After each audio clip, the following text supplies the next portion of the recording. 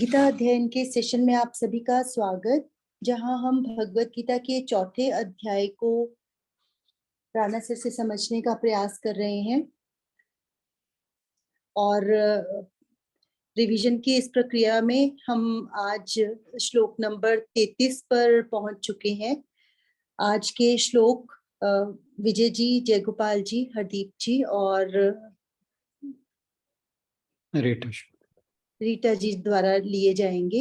Sir को प्रणाम और निवेदन कि आज की चर्चा की शुरुआत करें।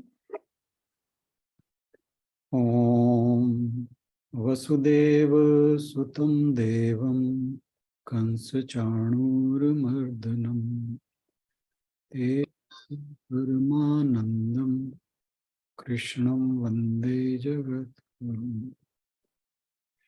सभी को बहुत बहुत प्रणाम।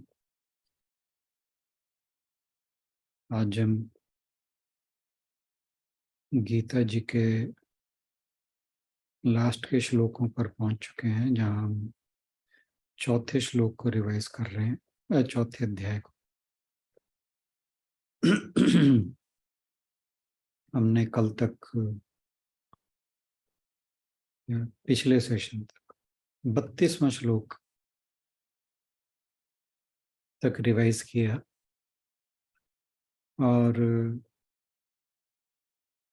आपको ध्यान होगा कि भगवान जी ने श्लोक नंबर 18 से आगे कर्मों के स्वरूप के बारे में बताकर फिर 12 प्रकार के यज्ञ बताए। 31वें श्लोक में भगवान जी ने कहा कि इन यज्ञ जो मैंने बताए हैं, इनके अलावा भी बहुत से यज्ञ वेदों में बताए गए हैं। एवं बहुविधा यज्ञ वित्ता ब्राह्मणों मुखे। यहाँ जो ब्राह्मणों मुखे लिखा है, ये ब्राह्मण यहाँ वेद के लिए लिखा है। तो वेदों में और भी बहुत प्रकार के यज्ञ बताए हैं इन 12 के अलावा। लेकिन ये जितने भी यज्ञ हैं वो कहते हैं कि कर्म जान विद्धि तान सर्वान एवं, कि वो सारे मन, इंद्रिय और शरीर, इनकी ही क्रियाएं हैं, इनके ही काम है जो भी यज्ञ हैं।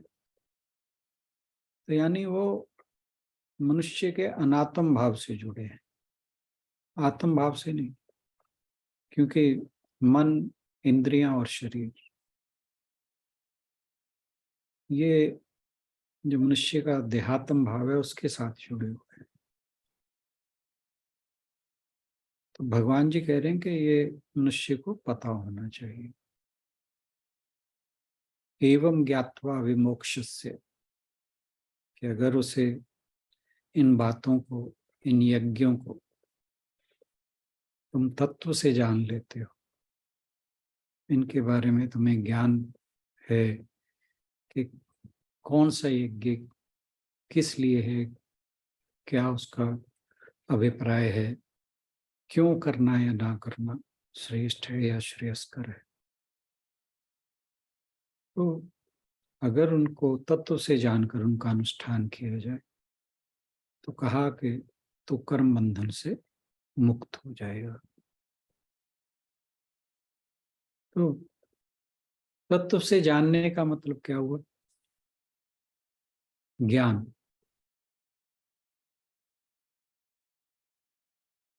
कि जब मनुष्य ज्ञान की अवस्था में पहुंच जाता है फिर उसे हर चीज का भान हो जाता है। और इसीलिए भगवान जी बार बार दूसरे अध्याय से उन्होंने शुरू किया, वो कर्म योग के बारे में हर अध्याय में बताते आ रहे हैं, लेकिन उन्होंने ज्ञान की डोरी कहीं छोड़ी नहीं है, ना ही ढीली की। तो कर्मों को जो करना है वो ज्ञान की अवस्था में स्थित होकर करना है, जिसे हम बार बार कहते हैं कि हमें अवेयर होकर जो कुछ भी करें वो अवेयर होकर करें, सजग होकर करें। जब हम कोई भी कार्य सजग होकर करते हैं तो फिर हमसे गलत होने की संभावना बहुत कम हो जाती है। इसके बाद हम आज 33वें श्लोक से शुरुआत करते हैं और विजय बहन जी इस पर आज की चर्चा शुरू करेंगे। विजय बहन जी से अनुरोध के 33वें और 34वें श्लोक पर अपने विचार प्रस्तुत करें। हाँ जी, हरे कृष्णा जी। रानू सर जी, हरे कृष्णा जी। ओम श्री परमात्मने नमः। श्रेयान् द्रव्यमयादज्ञात् ज्ञान यज्ञः परन्तप सर्वं कर्माखिलं पार्थ ज्ञाने परिसमाप्यते। इसमें कह रहे हैं, हे प्रतप अर्जुन, द्रव्य में यज्ञ से ज्ञान यज्ञ श्रेष्ठ है।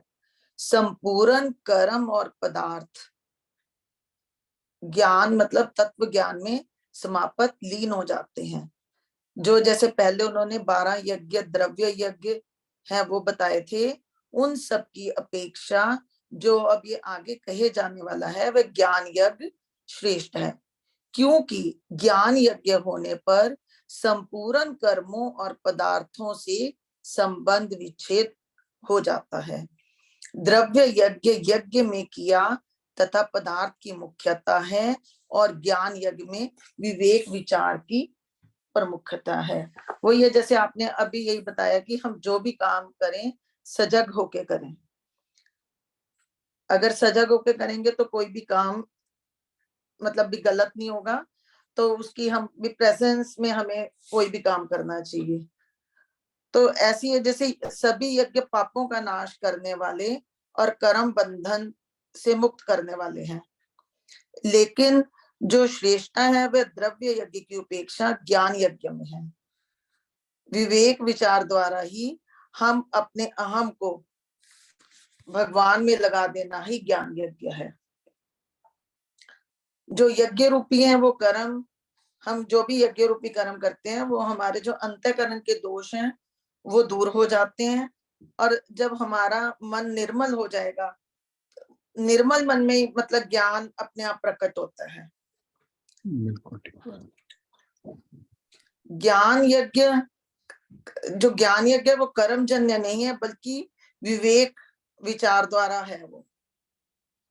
जैसे कि पहले आपने 12 यज्ञों के बारे में भी बताया है, लेकिन द्रव्य यज्ञ समाप्त करके ही ज्ञान यज्ञ किया जा सकता है।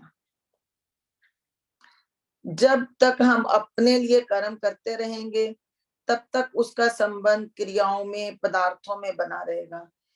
इसीलिए हमारे अंतःकरण की शुद्धि नहीं होती। अंतःकरण में भी 3 दोष हैं, मल मतलब संचित पाप है, विक्षेप चित्त की चंचलता है और आवरण अज्ञान। अपने लिए कोई भी अगर हम कर्म ना करें, मतलब अगर संसार की सेवा करेंगे उसी से हमारे अंतःकरण की शुद्धि होगी। द्रव्य यज्ञ के अंदर कर्म की प्रधानता है और ज्ञान यज्ञ के अंदर हमारे भावों की प्रधानता है। द्रव्य यज्ञ से चित्त शुद्ध होता है, चित्त शुद्ध होने से ही ज्ञान यज्ञ होता है। जैसे आपने नदी का भी उदाहरण दिया था, अगर नदी मतलब चल रही है और अगर वो सागर में जाके मिल जाएगी तो उसको बहने की जरूरत ही नहीं पड़ेगी। तो इसी तरह हम कोई भी जैसे अच्छा काम करते रहेंगे या और है तो जो हमारे कर्म है वही ज्ञान यज्ञ बन जाएंगे, फिर हमें मतलब वो कर्मों की इतनी करने की जरूरत ही नहीं होगी। ज्ञान यज्ञ करने से ही हमें मतलब हमारे अपने आत्म साक्षात्कार का ज्ञान होगा। ऐसे ही आपने जैसे फूल की सुंदरता के बारे में बताया, अगर सिर्फ वो सुंदर है उसमें कोई खुशबू ही नहीं है फूल में तो उसका कोई मतलब वो नहीं है। और हमें अपने स्वरूप में स्थित रहने के लिए ही विज्ञान का होना हमारे लिए बहुत ज्यादा जरूरी है।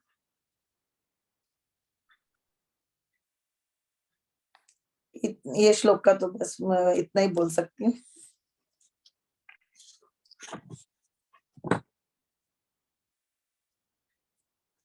हाँ ठीक है। हाँ जी, हाँ जी।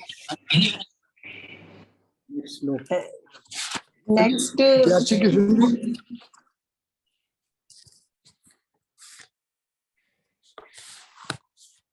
आप नेक्स्ट श्लोक पे बोल दीजिए बाकी। अच्छा जी, ठीक है ठीक है। तद्विद्धि प्रणिपातेन परिप्रश्नेन सेव्या उपदेक्षन्ति ते ज्ञानम ज्ञानिनस् तत्वदर्शिनः। उस तत्व ज्ञान को मतलब तत्वदर्शी ज्ञानी महापुरुषों के पास जाकर समझ, उनको साष्टांग दंडवत प्रणाम करके उनकी सेवा करने से और सरलता पूर्वक प्रश्न करने से वे तत्वदर्शी मतलब अनुभवी ज्ञानी शास्त्राज्ञ महापुरुष तुझे उस तत्व ज्ञान का उपदेश देंगे।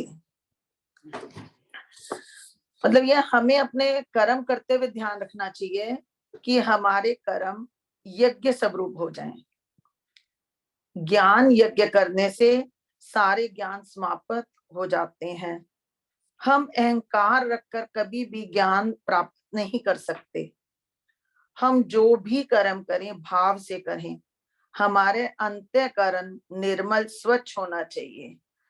हमारे अपने अंदर कितना भी ज्ञान है, लेकिन जब तक हम किसी तत्वदर्शी महापुरुष मतलब जीवन मुक्त महापुरुष के पास जाकर उस ज्ञान की जिज्ञासा नहीं प्रकट करेंगे, तब तक हम कुछ भी पा नहीं सकते। सबसे पहले हमें जाकर दंडवत प्रणाम कर कर मतलब केवल शरीर से नहीं, अपने अहम के साथ हमने झुकना है। जो झुकता है वही पाता है। अहंकार को अंदर रखकर हम कुछ भी नहीं पा सकते। महापुरुषों के आगे झुकना, प्रणाम करना ही ज्ञान की प्राप्ति करना है। प्रणाम करने के बाद हमें उनसे विनम्रता पूर्वक पूछना चाहिए, भी अपना प्रश्न करना चाहिए। हमें अपने गुरु से अपने मन की बात कहने का हमारा पूरा अधिकार है। हम जो भी प्रश्न करें तर्क वितर्क वाला ना हो, या अपना ही ज्ञान उनके सामने ना बोलते जाएं कि हमें ये भी आता है ये भी आता है, ये नहीं हमें कहना चाहिए। बल्कि हम ये सोचें, हमें ऐसा प्रश्न करना चाहिए, हमें ये नहीं भी हमें आ रहा है हम ये पूछें भी ये गुरुजी को आ रहा है कि या नहीं है, उनका नहीं हमें वो करना चाहिए।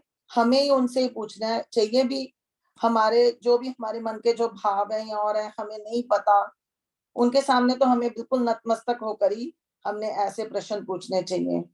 अगर हम तत्वता ज्ञानी पुरुष की हमें सेवा भी मिल जाए तो वह बहुत सौभाग्य की बात है। शारीरिक सेवा के साथ हमें उनके वचनों का भी पालन, उनकी आज्ञा का भी पालन का ध्यान करना चाहिए। दंडवत प्रणाम करने से हमारा अहम भाव खत्म होगा।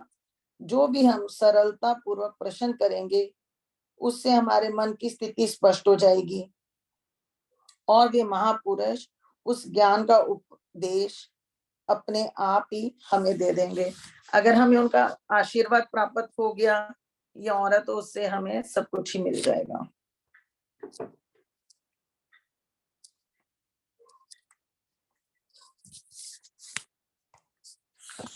ठीक है, धन्यवाद जी।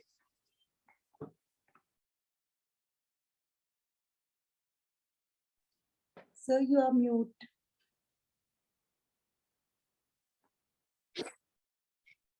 थैंक यू विजय बहन जी। नेक्स्ट कौन बोलेगा? हाँ जी, जय श्री कृष्ण जी। हाँ जी, जय श्री कृष्ण। या चौथे अध्याय का 38 श्लोक तक है जी। ज्ञान 33-34 मामा जी अभी आप 1 मिनट वेट कर लो, आप अभी वो बोल लेते हैं।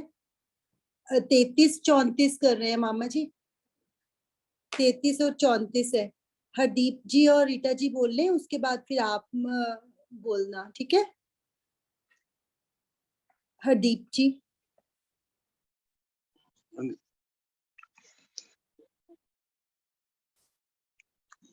जैसे कि हम ये चौथा अध्याय कर रहे हैं, जिसमें बेसिकली भगवान जी हमारे को कर्म संन्यास के बारे में समझाने की कोशिश कर रहे हैं कि हम कर्म संन्यास को कैसे प्राप्त करें। उसके लिए हमें पहले कर्म को जानना जरूरी है। फिर उन्होंने बताया भी कर्म किस तरह से होता है, विकर्म क्या होता है या अकर्म क्या होता है। इसके साथ फिर उन्होंने बताया कि जो है ज्ञान की आवश्यकता क्यों पड़ती है। जब हम ये ज्ञान प्राप्त करते हैं तो हमारे जो कर्म है वो दिव्य हो जाते हैं। मुझसे अदरवाइज हम जब कर्म तो हम करते ही हैं, चाहे मन को वश में करके या इंद्रियों को वश में करके या शरीर से करके, तो जब जब हमें थोड़ा सा दिव्य ज्ञान होता है या जो ब्रह्म ज्ञान को प्राप्त हुए ज्ञानी पुरुष होते हैं, तो उनके द्वारा किया गया हर एक काम जो है वो ब्रह्म स्वरूप ही होता है। जैसे कि हवन की पीछे आपने चर्चा की थी कि हवन ब्रह्म ज्ञानी का जो हवन है, जैसे श्लोक नंबर 24 में भी बताया कि उसमें डालने वाली आहुति भी ब्रह्म है, उसके अंदर जलने वाली अग्नि भी ब्रह्म है, और उसके फलस्वरूप जो मिलेगा वो भी ब्रह्म है। तो इसके बाद वो किशन जी हमें समझाने की कोशिश कर रहे हैं कि 12 तरह से ये पॉसिबिलिटीज हैं या 12 तरह के यज्ञ किए जा सकते हैं। लेकिन ये सारे यज्ञ जो हैं ये बेसिकली ये जो है हमारे जो एक तरह से अनात्म भाव से होते हैं, जिसमें जो है हमारे मन, इंद्रियां और शरीर का ही मेन भाग होता है। जब अगर हमने उत्तम स्थिति को प्राप्त करना है तो उसके लिए तभी भगवान जी श्लोक में कह रहे हैं 33वें श्लोक में कि ज्ञान यज्ञ श्रेष्ठ है। इसका मतलब क्या हुआ कि जो भी हम यज्ञ कर रहे हैं उसके साथ साथ हमें ज्ञान होना जरूरी है। बीच में आपने जिक्र भी किया था कि जो है जो भी हम कर्म करेंगे ज्ञान के साथ भी करें तो भक्ति होना बहुत जरूरी है। ये तीन चीजें ही मिलके हमें पार ब्रह्म से ही मिला सकती हैं। इसके बाद जो 34वें श्लोक में भगवान जी कह रहे हैं कि जैसे ज्ञान की प्राप्ति के लिए हमें जो है सद्गुरु की तलाश करनी चाहिए। उसके पास पर सद्गुरु से मिलने से आपको पता लग जाएगा कि वो सद्गुरु कैसा है। उसके चेहरे पे मुस्कान वो जो है आपके एक खास किस्म की चमक उससे होगी और आपको उससे मिलके एक परम शांति का अनुभव होगा। लेकिन उसके लिए आपको भी एलिजिबल शिष्य बनना पड़ेगा। अपना अहंकार छोड़ के और जो है सरलता से उनसे अपनी जिज्ञासा दूर करने की और उनकी सेवा करके हम उनसे ज्ञान की प्राप्ति कर सकते हैं। बस थोड़ा सा ये ध्यान रखना पड़ता है कि जो हम गुरु जिसको हम बनाने की सोच रहे हैं वो हमारे को कहाँ तक इन्फ्लुएंस कर रहा है। कई बार जैसे कि आजकल अवेलेबल है बहुत सारे गुरु, तो उस वक्त थोड़ा सा हमें ये देखना है कि वो जो कम्युनिकेशन तो वो बढ़िया कर रहा है, लेकिन क्या वो उसके पास बैठ के हमें शीतलता अनुभव होती है, क्या हमारे में कुछ इम्प्रूवमेंट होती है, तभी हम किसी को अपना गुरु धारण करें। और गुरु भी जो है अपना शिष्य तभी बनाते हैं जब उनको लगता है कि इसमें कुछ एलिजिबिलिटी है या कुछ इसमें जिज्ञासा है। धन्यवाद। Thank you. रीटा शर्मा बहन जी।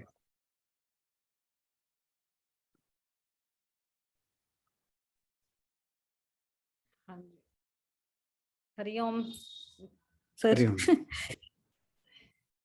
अभी सर ज्ञान यज्ञ की बात चल रही है, तो ज्ञान यज्ञ के लिए तो हमारा सबसे जो बड़ा, मैं तो ये समझती हूँ कि अगर हमारा पाथ ठीक है, हमारे कर्म मतलब जो हम कर्म करते हैं सर, उसके कर्म जो है हमें पता होना चाहिए कि हम क्या करना चाहते हैं और क्या कर रहे हैं। बिल्कुल। इनकी अनुभूति ही सबसे बड़ी है। क्यों कई बार ऐसे होता है कि हम कर्म तो करते चले जाते हैं, उन कर्मों का जो परिणाम है वो हमें पता ही नहीं चलता कि हम क्या इसका परिणाम भुगतेंगे। मतलब मैं बिल्कुल हटके बोल रही हूँ इस विषय से। कोई बात नहीं, आप बोलिए। तो मुझे तो एक बात समझ में आती है सर कि कर्म की जो हमें जब हम कर्म करते हैं हमें उसके अंदर पूरी चेतनता होनी चाहिए अपने अंदर कि हम कर्म कर क्या रहे हैं। यहाँ पे जब यही तक बात हम यहाँ भी यही बात कही जा रही है। आप कह रहे हो ना कि मैं विषय से अलग बोल रही हूँ, ऐसा कुछ नहीं है। बस सर मुझे तो यही है कि मैं तो एक छोटी सी बात ही जान रही हूँ कि कोई हमें बात नहीं। कर्म के प्रति सचेत रहना है कि सचेत बिल्कुल। कैसे रहिए, क्योंकि बाकी कर्म तो सर द्रव्य हैं, हम डालते हैं। अभी 12 कर्मों की बात चल भी रही थी पीछे, सारा कुछ हमने पढ़ा है 12 यज्ञों के बारे में, क्योंकि हम पैसे खर्च करके भी सारा कुछ करते रहते हैं, कुछ ना कुछ।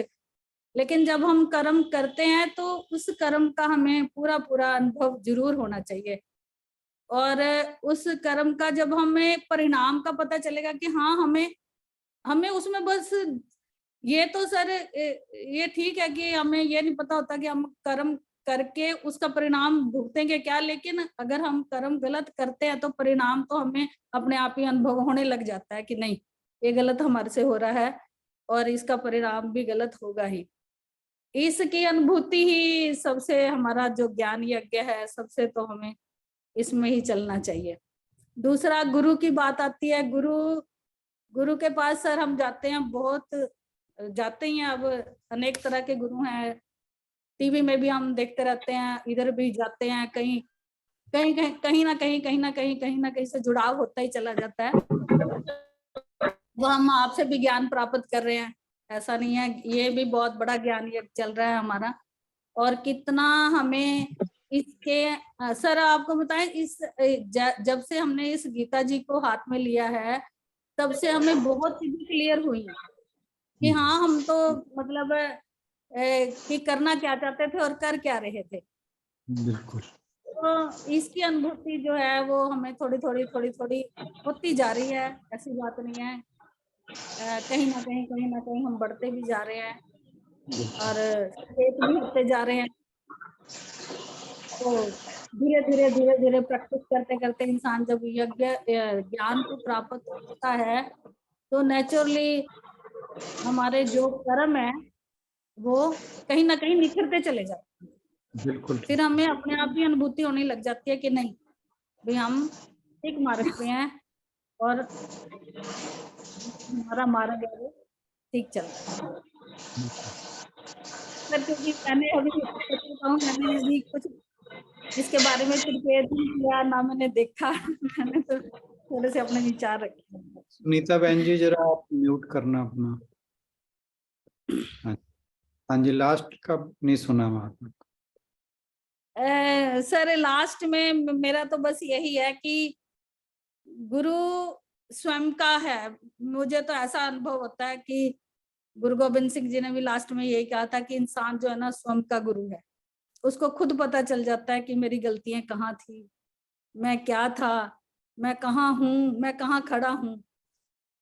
जब ये स्वयं अनुभूति होने लग जाती है। आज भी मैंने एक बड़ा अच्छा सा मैसेज पढ़ा था कि जो हारा हुआ इंसान होता है ना और जिसने बहुत ठोकरें खाई हों, उसके अनुभव जो होते हैं ना, जब वो संसार में आता है तो बहुत निखर के आता है। जिसने सुखी सुख देखे हो ना तो उसको कहते हैं इतनी अनुभूति नहीं होती। जिसने दुख बाधाओं को झेला हो तो वो इंसान जरूर निखर के आता है। बिल्कुल। आज मैं एक जगह पढ़ रही थी बैठे बैठे, तो स्वयं का गुरु है इंसान। मुझे तो ऐसे लगता है सर कि इंसान अपनी ही अच्छाइयों से सीखता है और अपनी ही बुराइयों से नीचे गिरता है। मनुष्य नो डाउट इसमें कि स्वयं का गुरु है, लेकिन चेतना का स्तर क्या है उसका, ये बहुत इम्पोर्टेंट हाँ जी बिल्कुल। है ना। उसको चेतनता रखनी पड़ेगी सर, अगर उसने ऊपर उठना है उसको अगर चेतन में होना चेतना का स्तर अभी विकसित नहीं है तो वो फिर तो वो कहते हैं ना कि वो एक पता नहीं कहावत है, पता नहीं गुरु और चेला एक जैसे हो जाते हैं तो फिर वो आपस में लट्ठम लट्ठ, कुछ इस तरह की कहावत थी, मेरे भी याद नहीं आ रही पूरी। तो मतलब ठीक है, एक स्टेज आती है कि जब मनुष्य को गुरु की भी जरूरत नहीं रहती, पर वो बहुत हाई स्टेट है, हाई स्टेट ऑफ स्पिरिचुअलिटी। वहां तक जब मनुष्य की चेतनता विकसित हो जाती है, वो उतनी चेतना सबकी विकसित नहीं होती। गुरु गोविंद सिंह ने भी जो बात कही, ये देखिए कि गुरु गोविंद सिंह का स्पिरिचुअल लेवल क्या था। एक साधारण बिल्कुल सर। मनुष्य, एक साधारण मनुष्य अगर ये बात कहे कि मैं अपना ही गुरु हूं, तो जो भोगों में लिप्त है, राग द्वेष जिसके मन में हर समय है, वो अपना गुरुओं का अपना सत्यानाश कर लेगा। तो ये चीजें भी हमें देखनी है। हाँ, अवेयर रहना है ना सर, हमें अवेयर रहना बहुत जरूरी है। मैंने अभी बिल्कुल। चेतनता की बात कही कि हाँ, हमें बहुत चेतन होना पड़ेगा इन चीजों में। बिल्कुल बिल्कुल बिल्कुल। तो जब तक हमारी चेतना विकसित नहीं होती, हमें कहीं ना कहीं से प्रेरणा तो लेनी होती है। और लेनी पड़ती है। वो जरूरी नहीं है कि किसी गुरु के पास ही जाके किसी को गुरु बना के होगी। आप किसी महात्मा को सुनते हैं, उससे भी फर्क पड़ता है। आप गीता जी पढ़ते हैं, उसको फर्क पड़ता है। आप भगवान को गुरु मान के भगवान का ध्यान करते हैं, तो उससे भी फर्क पड़ता है। लेकिन सबसे पहले जिज्ञासु होना बहुत जरूरी है। मतलब एक व्यक्ति जो पूरी तरह संसार से बंधा हुआ है और पूरी तरह जकड़ा हुआ है, जिसने जो यूं कहीं के राग द्वेष, उसकी कर्मों में लिप्तता, फिर कर्म के फलों में लिप्तता, और कोई उसके अंदर हर चीज से आसक्त है, वो भोगों में आसक्त है, तो ऐसा व्यक्ति स्वयं का गुरु नहीं हो सकता। तो उसके मन में जिज्ञासा ही नहीं होगी। वो कहता रहे मैं अपना गुरु खुद हूं, तो अपना गुरु खुद हो के वो अपने सत्यानाश ही करेगा। तो ये चीजें, हालांकि ये चीजें हमारे लिए रेलेवेंट नहीं है, क्योंकि जब हम गीता जी से जुड़ जाते हैं तो इसका मतलब है हम सर्टन लेवल ऑफ एक किसी एक खास लेवल तक तो हम ऑलरेडी पहुंच चुके हैं। तो तभी हमारे मन में गीता जी को पढ़ने की जिज्ञासा जागती है। अन्यथा ये हर किसी के मन में नहीं होता। ये हम 15-20 लोग रोज यहाँ पर शाम को बैठ जाते हैं घंटे के लिए, ये कोई वैसे ही नहीं होता। तो लेकिन आपने एक जैसे नॉर्मल बात कही, मैं सिर्फ उसका उत्तर दे रहा था कि ये बिल्कुल हमारे ग्रुप से इस बात का ज्यादा संबंध नहीं है। लेकिन एक व्यक्ति जो भोगों में लिप्त है, संसार में बंधा हुआ है, उसके लिए ये बात खरी नहीं उतरती। इतना ही कहना था मुझे। नहीं ठीक है सर, बिल्कुल ठीक है। जी बोल चुके, अब जय गोपाल जी बोलना चाहेंगे। हाँ जी, जय श्री कृष्ण जी। जय श्री कृष्ण। हाँ जी, ज्ञान का बस बता आपने जो मैं बोलना था, आपका पढ़े वही बोलना था। मैं तो आज आपका ही सुना मैंने उसमें। ज्ञान यज्ञ जो है वो तो ऐसा है जैसे अग्नि प्राणी से प्राणी लकड़ी जला के भस्म कर देती है, वैसे ही ज्ञान यज्ञ हमारे अंदर जितना पुराना पोल्यूशन है अपने अंदर उसको खत्म करता है। ज्ञान यज्ञ ज्ञान द्वारा ही खत्म होता है। और कुछ जो गुरु जी को हमें गुरु ऐसे जरूर बनाना चाहिए। गुरु हमें कम से कम परमात्मा की तरफ ले जाने का एक चलो माध्यम है। और गुरु को हमें बहुत सोच समझ के बनाना चाहिए। ये ठीक है अभी हम कोई गुरु हमें बहता बहता मतलब सुना देते हैं और हम उसके ज्यादा शिष्य और वो शिष्या बन जाते हैं। पर मतलब ज्ञान तो हमारे शरीर के अंदर हम यहाँ तक पहुंच जाते हैं ज्ञान से। तो जो राणा जी कई बार कहते हैं समभाव, वो ज्ञान ही हमें समभाव की तरफ ले जा सकता है। क्योंकि अच्छा ज्ञान हमें कोई दे देगा या किसी का अनुसरण हम अच्छे ज्ञान वाले का ही करेंगे जब भी हम पहले ही हमारे अंदर तो पोल्यूशन बहुत है। जब हम अगर गुरुजी भी ऐसे मिल जाए बहकावे वाले और चलो उनकी कई बातें तो बहती चली जाती हैं, और उस बहती चली जाने में बहुत सोच समझ के बिल्कुल मैंने पता नहीं सुना है यही बात। आज मैं लगाया हुआ था, पता नहीं मतलब इसी बारे में भाई हमें वो बहुत सोच समझ के, वो जिनको ब्रह्म मतलब हमें पता चले भी इसमें ब्रह्म आ गया हो गुरु जी में, वो गुरु भगवान को अपना लें ज्यादा वो है ठीक है, पर गुरु सोच समझ के और अच्छा बनाया जाए। बाकी ज्ञान तो हमें सभी जगह द्रव्य की तरफ तो वैसे आजकल ठीक है 60-70% गुरु जी द्रव्य अर्थ करनी चल रहे हैं। बाकी देखो बहुत अब जैसे सारा ही ठीक है वैसे। बस मैं तो ज्ञान का यही था भाई, ये अग्नि वाला ही काम है। अग्नि पुरानी से पुरानी लकड़ी को भी जला देती है, भस्म कर देती है।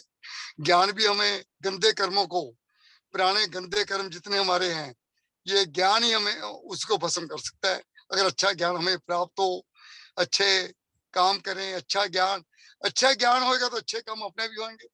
ज्ञान ही हमें ऐसी जगह पहुंचा देता है, हमारे कर्म हमें पता नहीं चलता भी हमारे अंदर वो कोई हम कहाँ जा रहे कहाँ नहीं। अगर ज्ञान हमारे अंदर पूरा बस जाए, हमें अपने आप ही मतलब वो हो जाता है भाई, हमें कहीं जरूरत ही नहीं किसी की, उसे अपने आप ही पता चल जाएगा दूसरे नु, वो ज्ञानी बन गया बस फिर तो। और भगवान कृष्ण भी मतलब कई बार हो जाता है भाई, ये नहीं भाई पांडवों के पास भी कोई गलतियां नहीं थी। पांडव भी जैसे कृष्ण जी के लोग गए भाई, पांडवों ने भी गलतियां की, अक्सर जुआ तो खेला है। फिर भगवान जी ने कहा भाई सर्वोत्तम नहीं है, सर्वोत्तम का जमाना नहीं है, ये उत्तम का है भाई। सर्वोत्तम हम तो ये उत्तम से भी जमाना, जब कृष्ण जी ने ये बात कही भी सर्वोत्तम का जमाना नहीं है, उत्तम का है, अब देख लो कौन सा जमाना होएगा। ये बात हम अदम है, अदम पे थोड़ा बहुत था मतलब उत्तम और अदम के बीच में क्या है राणा जी बताएंगे, इतना तो पता नहीं। बाकी जो हम कहीं कहीं सुन लेते हैं राणा जी की बातें, वही यहाँ सुना देते हैं जी, और तो कुछ हमारे पास होता नहीं। राणा जी की बातें समझ में जाती हैं, पर राणा जी जितनी मेहनत करते हैं, हम कहीं कुछ सुने वो मतलब मैं कोई ये नहीं बात है। हम कहीं कथा सुनते हैं, कथा के अंदर 3 घंटे में सिर्फ असली बात जो गीता जी के निचोड़ पे, वो तो मेरे 15 मिनट होते होंगे, 5-5 मिनट के 3-4 बार हम उसमें बहते चले जाते हैं। और जो राणा जी का 1 घंटा मतलब एक श्लोक के ऊपर बहना और समझाना, वो लगी है वो मतलब पूरा ही उसका पूरा निचोड़ बताना मतलब। पर हम वहां ज्यादा बह जाते हैं। यहाँ हमें जो चीज अपनानी है और सुननी है बस। जय Shri Krishna ji. Thank you. Sir फिर वही बात हुई ना कि हमें गुरु का तो ना पता चला ना, कि वही है ना कि अगर हमें मान लो गुरु के पास जाते भी हैं तो हमसे गुरु कौन सा बात करता है, कौन सी जिज्ञासा शांत होती है हमारी। सिर्फ अगर हम यहाँ पे अब गीता जी के ज्ञान से जुड़े हैं तभी हमारे कुछ क्वेश्चनों के आंसर हमें मिलते हैं, कुछ सर बताते हैं, कुछ हमें पढ़ने का मौका मिलता है, तभी तो जाके। इतने बड़े बड़े गुरु तो वैसे ही नहीं, हमें धक्के मार के पीछे कर देते हैं सारे। कहाँ हम उनके दर्शन कर पाते हैं, कहाँ हम उनकी जिज्ञासा करते हैं। मैं सर यही तो बात कह रही थी कि कुछ चीजें तो हमें अपनी ही ठोकरें खा खा के नसीब हुई हैं, अपनी ही ठोकरें खा खा के हम सीखे हैं। जिन बड़े बड़े और गुरुओं ना आप। यही मैं गुरु की बात कर रही थी सर अभी, जो आप बता रहे थे कि हमें वो गुरु कहाँ मिलते हैं जो कहते हैं जी वो तो बहुत पहुंचे हुए हैं, वो तो इतने जन्मों का जानते हैं, इतने जन्म, वहां पर जाने का हमें सर मौका ही नहीं मिलता जी। हम तो बहुत पीछे होते हैं हमें तो कुछ पता ही नहीं चलता। ये वैसे बात आप कह रहे हो ना, वो अपनी जगह बिल्कुल ठीक है, लेकिन ऐसा नहीं है कि वो गुरु नहीं मिलता। नहीं, वो तो अंतर्यामी है सर, वो तो सारी बातें बता देते हैं, पर हमें मौका ही नहीं मिलता। हमें कोई गुरु ही नहीं ऐसा मिला कि जो हमें अब बता दे। आज तक मुझे कुछ मेरे क्वेश्चनों का आंसर ही नहीं मिल रहा सर, मेरे भी क्वेश्चनों का आंसर नहीं मिल रहा। वो इसीलिए नहीं मिला आपको कि अभी हम तैयार नहीं है। जिस दिन हम तैयार हो जाएंगे ना, जिस दिन हम पात्र हो जाएंगे, उस दिन जिस गुरु की आप बात कर रहे हो वो बड़ा नहीं होगा, हो सकता है उसने मैले कुचैले कपड़े पहने हो सकता है उसके कुत्ते भी भौंक रहे हो उसे जाते हुए आते हुए। बात उसकी वेशभूषा से नहीं पता लगता कि भी वो, या उसके 1000 चेले हैं तो वो बहुत बड़ा गुरु बन गया, बड़े बड़े आश्रम है तो वो बहुत बड़ा गुरु बन गया, है ना। तो 10 गाड़ियों के काफिले में चलता है वो बहुत बड़ा गुरु बन गया, जिसको सिक्योरिटी मिली हुई है वो बहुत बड़ा गुरु बन गया। ये बड़ा होने की निशानियां नहीं है। जो बड़ा गुरु है ना, जिसने ब्रह्म को प्राप्त किया हुआ है, आपने कभी रामकृष्ण परमहंस की फोटो देखी है? रमण महर्षि की फोटो देखी है? हाँ जी, हाँ जी। और जो अपने आप को बड़े बड़े गुरु मानते हैं, जरा उनसे कंपेयर करना इन दोनों की, सिर्फ फोटो ही कंपेयर कर लेना, आपको आइडिया लग जाएगा कि बड़े गुरु क्या होते हैं। ठीक है। तो जो जब वक्त आएगा ना, मनुष्य को हर चीज मिलती है। इंतजार करो, पेशेंस रखो, अपने रास्ते पर डटे रहो, आपके प्रश्नों के जवाब में मिलेंगे। वो हर चीज का एक वक्त है। और ये समझिए कि अगर आपको लगता है कि मुझे वो गुरु अभी नहीं मिला, तो ये सोचिए कि अभी टाइम है उसके मिलने। ये नहीं है कि वो होगा ही नहीं, ऐसा कोई व्यक्ति है ही नहीं, इस तरह की सोच नहीं रखनी थी। वो है, और जब सही समय आएगा, क्योंकि भगवान, हम सोचते हैं कि अभी मुझे कुछ मिल नहीं रहा, लेकिन भगवान को पता होता है कि आपके लिए वो समय कब आना है, उससे ज्यादा नहीं। हैं? जयपाल जी जरा म्यूट कर लेना। अच्छा अच्छा, ओ सॉरी। तो जब वक्त आएगा तो सब कुछ होगा, लेकिन वो वक्त कब आएगा ये भगवान जी के हाथ में है। वो डिसाइड, आपके हाथ में नहीं है। आपके हाथ में क्या है कि आप अपने आप को निखारते रहो। जब आपका वक्त आएगा सब कुछ होगा, और उसके लिए इम्पेशेंट होने की जरूरत नहीं है। सर हम इतने बड़े हो गए अब 60 साल के तो हो गए हैं। हाँ, ये नहीं पता वक्त कब आ जाए, कल को आ जाए, कुछ नहीं पता कब चले जाएं। मतलब इस बात ऐसे को मैं जनरल बात कर रही हूँ सर आपसे, कि नहीं मुझे ऐसे नहीं, लगता है कि मैंने कुछ सीखा ही नहीं सर, मैंने कुछ नहीं सीखा आज तक मुझे ऐसे लगता सर। आप 60 साल के, 59 का मैं भी होने वाला हूँ आज कोई भी लिखावा थोड़ी जल्दी करा ले करना करके दुकानदार नहीं होना। ठीक है ना। मुझे सर अब ना धड़कन तेज हो जाती है जी, भी मैंने कुछ नहीं किया सर, मैंने कुछ नहीं सीखा, मुझे कुछ नहीं आता। उस गुरु की चाह मुझे ही है, लेकिन मैं इम्पेशेंट नहीं हूँ। हो नहीं, सकता है, इम्पेशेंट तो मैं भी नहीं हूँ सर। हो सकता है इस जन्म में अभी ना मिलता हो हमें, है ना, हाँ सर, क्या हो पता। सकता है। पर इसका मतलब ये थोड़ी कि हम आगे बढ़ना छोड़ दें। भगवान को गुरु मान लो, गीता जी को गुरु मान लो। मैं भी नहीं, वही नहीं, बोलने यही है लगी सर, थी, गीता जी सबसे बड़ी गुरु हैं। बड़े जब गुरु से हैं। ये नहीं गीता जी इन्होंने हाथ तो में ली है तो बहुत चीजों का मतलब हमें सॉल्यूशन भी मिला है। मिला है, ऐसी बात नहीं, बहुत मिला हाँ, है, इसी वजह से खड़े हैं मैम। बस आपको पता ही है सारा, आपको अगर गुरु गीता का, जी हाथ में ना होते तो शायद हम ये बोल भी ना पाते। हाँ, मेरा बस। आपको गुरु का अभाव क्यों हो रहा है? जब गीता जी, आपको गुरु का अभाव क्यों लगता है? इतने बड़े हमें गुरु, गीता गुरु जी मिल गए, और क्या चाहिए। और क्या चाहिए, बिल्कुल बिल्कुल। अपने आप नहीं को वो तो देखिए, देखिए मेरी बात सुनिए। हम गीता जी में क्या पढ़ते आ रहे हैं कि मनुष्य के अंदर इच्छाएं क्यों जागती हैं जब वो अभाव महसूस करता है। अब गुरु का अभाव भी, वो अभाव तो वो भी भी इच्छा है। है ना, वो भी अभाव है। क्यों उस अभाव को अपने अंदर पनपने देना?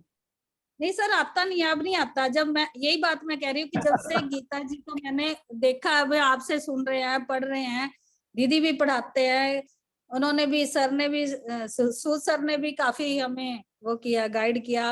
आपका तो खैर कहना ही क्या, सबका ही अपना अपना रोल रहा है जिंदगी में। तो इससे अब काफी हमें फर्क पड़ा है। मैं तो अभी कह रही हूँ कि अगर यहाँ बोलने के लिए काबिल हुए हैं तो सर इसी वजह से हुए हैं, अदरवाइज तो बोला भी नहीं जाता था। लेकिन ये गुरु की बात चल रही थी ना सर, गुरु के लिए मैंने कहा कि गुरु सोच रहे हो आप, तो जब तक आपको फिजिकल फॉर्म में नहीं मिलता गुरु, गीता को गुरु मानिए, भगवान शंकर को गुरु मानिए, अपने इष्ट देव को गुरु मानिए, उनसे नहीं प्रार्थना सर, वो की, तो उनसे हाँ, प्रार्थना कीजिए कि आपको लगता है कि अगर आपको गुरु की जरूरत है कि प्रभु जब मेरा समय आए तो मुझे उस गुरु से मिलवाओ,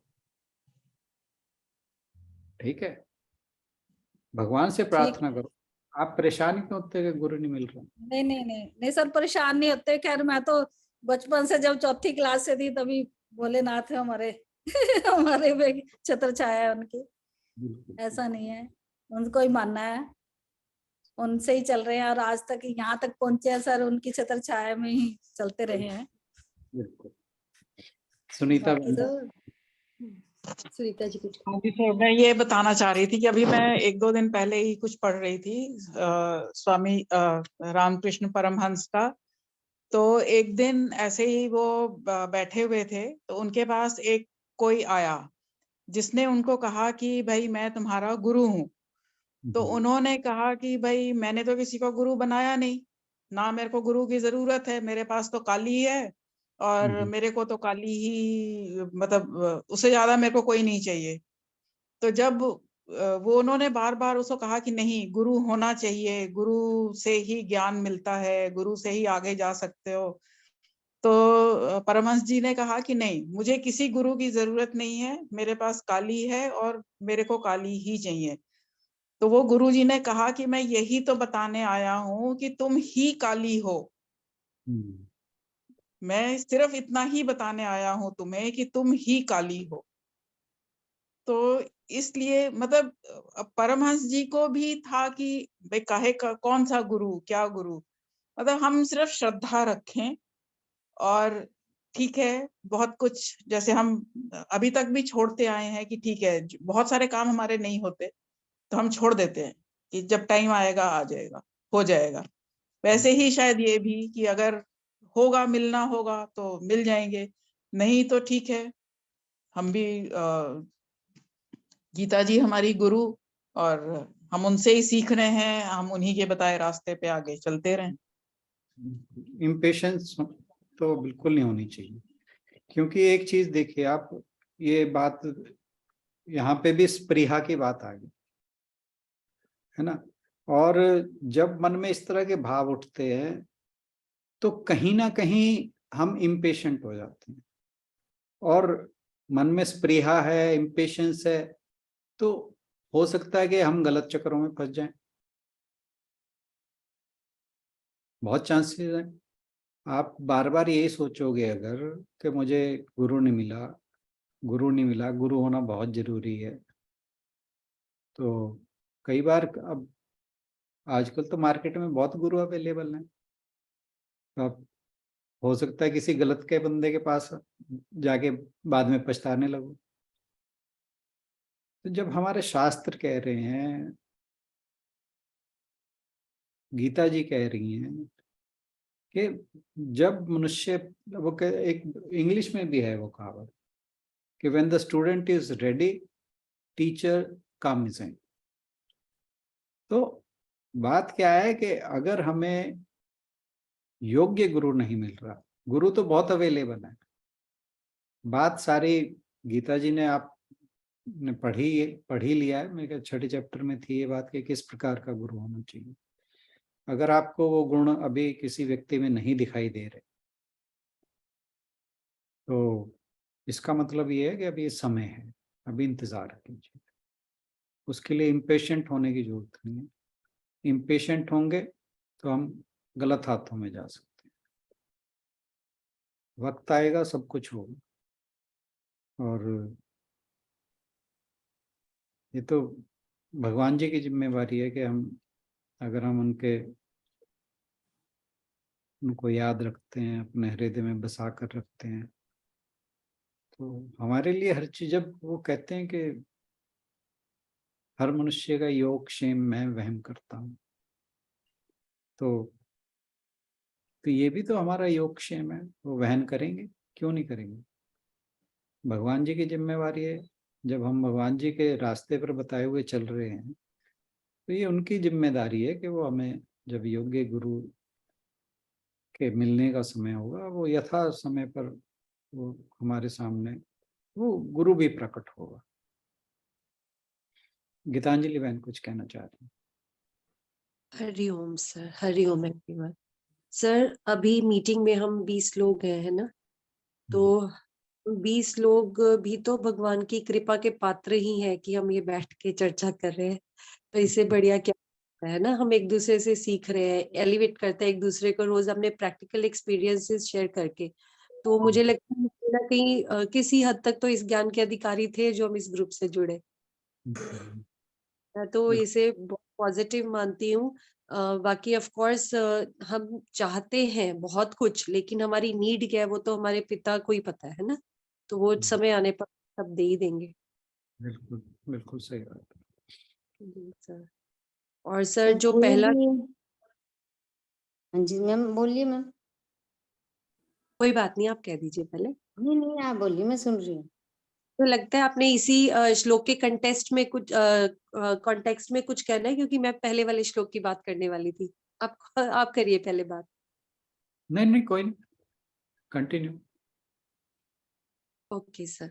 सर जो पहला श्लोक हमने लिया ना, उसमें भी बहुत सारी मतलब बहुत अच्छे से उन्होंने बताया कि कैसे जो ज्ञान यज्ञ है वो कर्म यज्ञ से भी ऊपर है, क्योंकि अगर हमारे कर्म ज्ञान के प्रकाश से प्रेरित है तो उससे तो अच्छी कोई बात हो ही नहीं सकती। नॉर्मली हम क्या करते हैं कि मटेरियलिस्टिकली या मैकेनिकली और टेक्निकली तो हम यज्ञ करते हैं, जैसे और लेकिन हमारे मन में, अब सपोज कोई लोग मंदिर जा रहे हैं ना, तो अगर आप सुबह सुबह किसी मंदिर में अर्ली जाके सीन देखेंगे, या सपोज मैं मंदिर गई हूँ, मैं जल चढ़ा रही हूँ, लेकिन मेरे दिमाग में बहुत सारी चीजें घूम रही हैं। If I am a businessman, मैंने किससे कितना लेना है, कितना देना है ना, और आज मुझे क्या क्या व्यापार करना है, पूरी व्यवहारिक जो हमारी चर्चा होती है ना, वो घूमती है हमारे दिमाग में। तो that is not the purest form of devotion that we pay over there. और दूसरा मैंने ये भी देखा भी है, और बहुत टाइम टीवी पे भी हम जब सीरियल्स देखते हैं तो हम देखते हैं कि लोग माला तो फेरते हैं। ऐसे ही कबीर जी का भी एक वो है दोहा इस पे, कि माला फिरदा जग फिरे, फिरे न मन का फेर, कर का मन का ढेर के, मन का फेर। तो का मन। तार जी। तो उसमें यही है कि हम सुपरफिशियली तो बहुत कोशिश कर रहे होते हैं, लेकिन हम अंदर से वो भाव नहीं ला पाते कई बार। तो वहां पर फिर जो है हमारा ज्ञान का तो खैर कोई काम ही नहीं है, वो सिर्फ मैकेनिकली और टेक्निकली हो रहा है। मंदिर में हम जाके प्रसाद चढ़ा देंगे, दीवारों पे चिपका देंगे, मूर्तियों पे चिपका देंगे, लेकिन वही अगर मंदिर के बाहर कोई भूखा बैठा है तो हम उसे देना पसंद नहीं करते। कई बार हम ऐसे भी करते हैं, है ना? तो ये सब गलत चीजें जो हमें अवॉइड करनी चाहिए। ऑफ कोर्स ऑफरिंग्स होनी चाहिए, लेकिन हमें ये भी देखना चाहिए कि हम सही तरीका क्या है उनको करने का। राइट। तो बस यही मुझे शेयर करना था आपसे कि जो मतलब ज्ञान है वो तो एक सूर्य के प्रकाश की तरह है, जो ज्यादा देर बादलों में छुपा नहीं रह सकता। It's just like something very pure, की जब आपके मतलब मन से ये सारा आवरण जो है, जो धुंधलापन है, वो हट जाएगा तो हर चीज आपको क्लियर दिखेगी। इसके लिए ना एक बहुत इंटरेस्टिंग स्टोरी भी मैंने पढ़ी कि suppose it's your birthday, I think you must have also shared it some time, कि बर्थडे है and you are receiving so many gifts, है ना? अंदर ही अंदर आप कंपैरिजन भी कर रहे होते हो, छोटा पैकेट, बड़ा पैकेट, क्या हो सकता है, क्या नहीं हो सकता, मेरे काम की चीज होगी कि नहीं, कितने तक का होगा, है ना? तो one of your friends get you a purse, तो आप पर्स का देख के उसको जज करने लग जाते हो कि अरे ये तो ज्यादा ब्रांडेड नहीं लग रहा, है ना, ये ऐसा लग रहा है, वैसा लग रहा है, तो मे बी अगले का गिफ्ट ज्यादा अच्छा हो। लेकिन जब आपका फ्रेंड इंसिस्ट करता है कि आप तुम पर्स को खोल के तो देखो, and inside the purse you receive a bundle of $100 मतलब कुछ मिलते हैं आपको, then you hug your friends, है ना? आप अपने फ्रेंड को हग कर लेते हो, क्योंकि तब आपको एक्चुअल में पता चल गया कि वो आपके लिए क्या लाया था, है ना? आपको सच्चाई का पता तो तब चला जब आपने खोल कर देखा। तो इसी तरह हमें भी अपने मन को टटोलने की बहुत ज्यादा जरूरत है। We want to come across the reality, हमारा जो रियल सेल्फ है, अगर हम उसे पाना चाहते हैं तो मन को टटोलना बहुत जरूरी है। अब मैं अगर अपनी बात करूं तो मैं रोज पढ़ती हूँ कुछ ना कुछ लिटरेचर, सुबह एक बार अपने काम पे पहले, और रात को सोने से पहले जो मैंने बुक शुरू किया उसकी कुछ लाइंस पढ़ूंगी। तो मैं बहुत पॉजिटिव होती हूँ some times of the day, लेकिन कुछ टाइम जो होता है ना वो मैं पुल बैक भी हो जाती हूँ। लेकिन फिर मैं ये सोचती हूँ कि these are the challenges thrown to me whether I can cross them the way I'm learning or not। तो फिर मैं उसको एज अ चैलेंज लेना ही पसंद करती हूँ कि मैं अब देखती हूँ कि मैं ये कर सकती हूँ या नहीं, maybe it's my test that I am undergoing. जी सर, बस इतना ही कहना था मुझे। Thank you sir. Thank you. हर एक का अपना अपना एक वे है कि how you deal with the situations, और आप अपने एक्सपीरियंसेस को अपने ढंग से फेस करते हो और शेयर करते हो, बहुत अच्छा लगता है। और जहाँ तक इस श्लोक की बात है,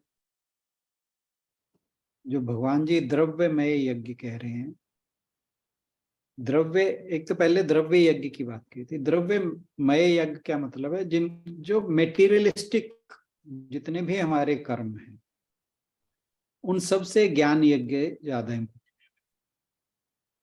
तो जैसे जब भी हम कोई अपनी तरफ से सोचते हैं कि हम बड़ा अच्छा काम कर रहे हैं, चाहे वो दान हो, वो तप हो, उपवास रखना हो,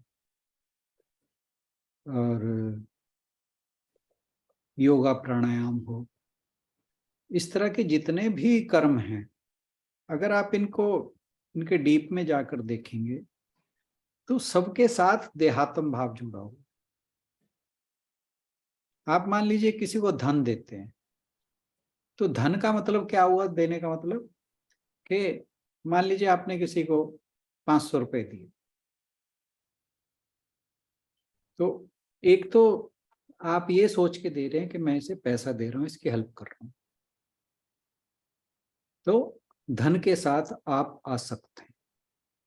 नो डाउट उस 500 रुपए के प्रति आपके मन में वैराग्य आया, लेकिन धन के प्रति वैराग्य नहीं आया। ये बहुत थोड़ा डीप सोचने वाली बात है। तो देहात्म भाव हमारा वहां नहीं खत्म होता, या आसक्ति हमारी नहीं वहां पर खत्म होती, क्योंकि हमारी धन के अंदर आसक्ति है। इसलिए हम सोचते हैं कि धन किसी को देंगे तो ये अच्छा काम है। इसी तरह उपवास कर लीजिए, उपवास में हम सोचते हैं कि हम कुछ त्याग रहे हैं, लेकिन उस त्यागने से पहले हमारे अंदर देहात्म भाव रहता है। हम योगा प्राणायाम की बात करते हैं, तो ये है कि भाई मैं ये कर रहा हूं, तो ये जितने भी द्रव्यमय यज्ञ हैं, ये ज्ञान यज्ञ इनसे ज्यादा श्रेष्ठ है। यही भगवान जी बताना चाह रहे हैं कि जो ज्ञान है उससे ऊपर कुछ नहीं है। इस पे कबीर जी ने, मैंने बड़ी अच्छी लाइन लिखी थी, मैं आपसे शेयर करता हूँ कि चाकी चाकी सब कहें और कीली कहे ना कोई, जो कीली से लगी रहे वाको बालना बांका हो। तो चाकी चाकी की मतलब होगी कि जो संसार के रूप में चक्की चल रही है उसकी सब कोई बात करता है, और कीली कहे ना कोई। कीली जो होती है, जो चक्की का पार्ट होता है उसके चारों तरफ घूमता है, वो कीली होती है, वो अपनी एक ही जगह स्थित रहती है। तो जो आदमी है वो यहाँ कीली को अपना अंतःकरण मान लीजिए, कि वो जो मेन चीज है उससे साथ उसका ध्यान नहीं लगा हुआ, वो संसार के साथ चाकी चाकी सब कहे, कीली कहे ना कोई। जो कीली से लगी रहे, जो उससे जुड़ा रहता है, उसे ईश्वर कह लो, अपना अंतःकरण कह लो, उसे अपनी आत्मा कह लो, कुछ कह लो, जो उस कीली को पहचान जाता है वही ज्ञान है। तो जो उस कीली से लगा रहता है, आप देखिए जब चक्की चल रही होती है, जो ग्रेन्स कीली के पास होते हैं, हैव यू नोटेड, वो पिसते नहीं है, जी सर। है ना? जो आसपास के हैं, वो जो कीली से दूर हैं, वो सारे के सारे पिसेंगे। लेकिन जो कीली के पास है वो ग्रेन, अगर आपने पता नहीं कितने लोगों ने चक्की पीसते हुए देखी होगी, तो अगर देखी है तो आपने नोट किया होगा, मैंने गांव में देखी होगी। तो जो बिल्कुल कीली के पास का ग्रेन होता है वो साबुत रह जाता है। तो ऐसे ही जब हम भगवान के साथ, अपने अंतःकरण के साथ जुड़े रहेंगे, अपने स्व का भाव है उसके साथ जुड़े रहेंगे, फिर हम संसार में पिसते नहीं। यही ज्ञान है। इसके अलावा जितना भी हम देह से रिलेटेड जितने भी कर्म होंगे हमारे, वो यज्ञ स्वरूप हो नहीं सकते। तो इसीलिए भगवान जी बार बार ज्ञान यज्ञ की बात करते हैं। शुरू से मेरे ख्याल श्लोक नंबर 25 से शुरू किया था उन्होंने, वहां पे भी ज्ञान की बात की थी, ज्ञान यज्ञ की, और यहाँ पर। तो भगवान जी, मैंने जैसे कहा कि दूसरे अध्याय से लेकर अंत तक कर्मों की बात जहां जहां कर रहे हैं वहां ज्ञान की बात अवश्य कर रहे हैं। ज्ञान आगे भक्ति भी इसमें इंक्लूड हो जाएगी। हालांकि ज्ञान, कर्म और भक्ति ये सारे इंटरकनेक्टेड हैं, इंटरट्वाइंड हैं। कोई इसमें बहुत ज्यादा फर्क मान के नहीं चलना चाहिए। बस ये है कि हर एक की अपनी अपनी स्टेज है, क्योंकि जो ज्ञान की पराकाष्ठा है वही भक्ति की पराकाष्ठा है, और जो भक्ति की पराकाष्ठा है वही ज्ञान की पराकाष्ठा है। कर्म जो है वो एक इनिशियल स्टेज की बात है, ये हम बार बार बात करते रहेंगे। और जो नेक्स्ट श्लोक था वो था कि हमें ये ज्ञान मिलेगा कैसे। तद विद्धि प्रणिपातेन प्रश्नेन सेव्या उपदेक्ष्यन्ते ते ज्ञानम ज्ञानिनः तत्वदर्शिनः। तो ये ज्ञान मिलेगा कहाँ?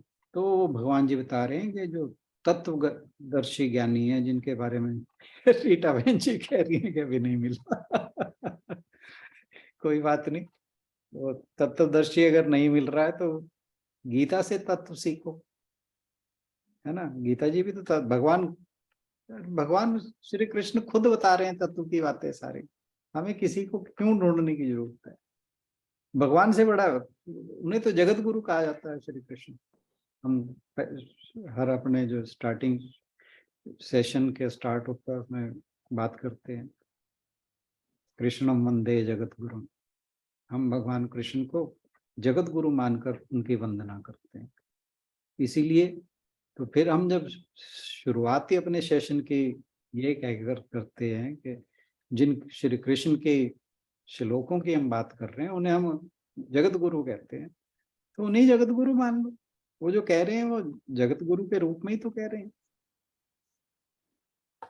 वो हम गीता जी की शरण में जाएं, किसी तत्वदर्शी की शरण में जाएं, लेकिन शरण में जाएं कैसे, वो ध्यान रखने वाली बात है कि जब भी हम किसी संत महात्मा के पास, किसी पहुंचे हुए संत के पास, अक्सर क्या होता है कि हमें पता लगता है कि ये बहुत पहुंचा हुआ संत है, तो हमारे प्रश्न क्या होते हैं? मेरे बेटे की शादी कब होगी, मेरे बेटे की जॉब कब लगेगी, मेरी बेटी का विवाह कब होगा, है ना। ये वाले प्रश्न होते हैं। तो ये जो बात यहाँ पर हो रही है कि परिप्रश्नेन, पहले तो आई प्रणिपातेन। प्रणिपातेन का मतलब होता है कि पूरी श्रद्धा के साथ नतमस्तक होकर, अपना अहम त्याग कर। कई बार क्या होता है कि हम किसी के पास जाते हैं तो हम सोचते हैं, हम देखते हैं कि मेरे जितना ज्ञानी है कि नहीं, तो अपना सब कुछ एक तरफ रख के तो उसके पास जाओ, नतमस्तक हो, साष्टांग प्रणाम करो, वट एवर। खाली सिर झुकाना भी साष्टांग हो सकता है, वो डिपेंड करता है आपके भाव क्या है। तो ऐसे व्यक्ति के पास जाकर फिर उसे कहा प्रणिपातेन, और जो परिप्रश्न के तत्व के संबंधित आप प्रश्न करो। ब्रह्म जिज्ञासा आपकी शांत हो जिससे, ऐसे प्रश्न करो, उनसे ज्ञान सीखने की बात करो। सेवया, उनकी सेवा करना। और यहाँ सेवा का तात्पर्य ये नहीं कि उनकी जाके वहां पे, मैं बार बार फिर ना कहीं पहुंच जाता हूँ। अब निरंकारियों के यहाँ आप जाओ तो पूरा हिंदुस्तान वहां पे जाके झाड़ू लगा रहा होता है ना, वहां पे जाके बर्तन धो रहा होता है। अपने घर में वो एक गिलास यहाँ से उठा के इधर नहीं रखते, लेकिन वहां पे जाके झाड़ू पोछा सब कर रहे होते हैं। भाई तुम वहां कर सकते हो, अपने घर पे कर लो तो मेरे ख्याल से तुम्हारा घर स्वर्ग जैसा हो जाएगा। तो सेवा का मतलब ये नहीं है। सेवा का मतलब क्या है? जो गुरु है उसकी सेवा क्या होगी? गुरु की सेवा का मतलब ये है कि जो उसने कहा है क्या तुमने वो अपने जीवन में उतार लिया। इससे बड़ी गुरु की सेवा कुछ नहीं है, ये हमें पता होना चाहिए। लेकिन हम चीजों को गलत तरीके से, और वो जो आजकल के जो बड़े बड़े गुरु की बात हो रही है, वो चाहते भी यही है कि भाई फ्री के नौकर मिल रहे हैं तो करवाओ, क्यों नहीं कराएं, बजाय हम किसी को पैसे दे के काम कराएं। मूर्ख लोग मिले हुए हैं तो इनसे कराओ। तो उन्हें भी जो भगवान जी जिस सेवा की बात कर रहे हैं उन्हें भी नहीं चाहिए। ना करने वाला वो सेवा कर रहा है, ना जिसकी हो रही है वो सेवा कर रही है। तो इसीलिए मैं हर बार बार बार कहता हूँ कि हमें अवेयर होना बहुत जरूरी है, हमें सजग होना बहुत जरूरी है। ये अवेयरनेस और सजगता का मतलब ये है कि जो हम पढ़ सुन रहे हैं, जो भगवान जी हमें बता रहे हैं, वो कहीं हमारे दिमाग में बैठा है कि नहीं। हम जो कुछ भी करें उन चीज़ों को याद रखें कि भगवान जी ने ऐसा कहा था कि क्या मैं वही कर रहा हूँ, क्या ये जिस जो मुझे गाइड कर रहा है ये वही बात कह रहा है कि या मेरा बेवकूफ़ बना रहा है।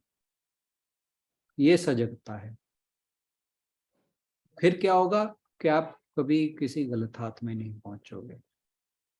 और आजकल आप जानते ही हो, कोई रेपिस्ट गुरु बना बैठा है, कोई डकैत गुरु बना बैठा है, कोई लुटेरा गुरु बना बैठा है। आजकल तो भगवान मतलब हत्यारे गुरु बने बैठे हैं।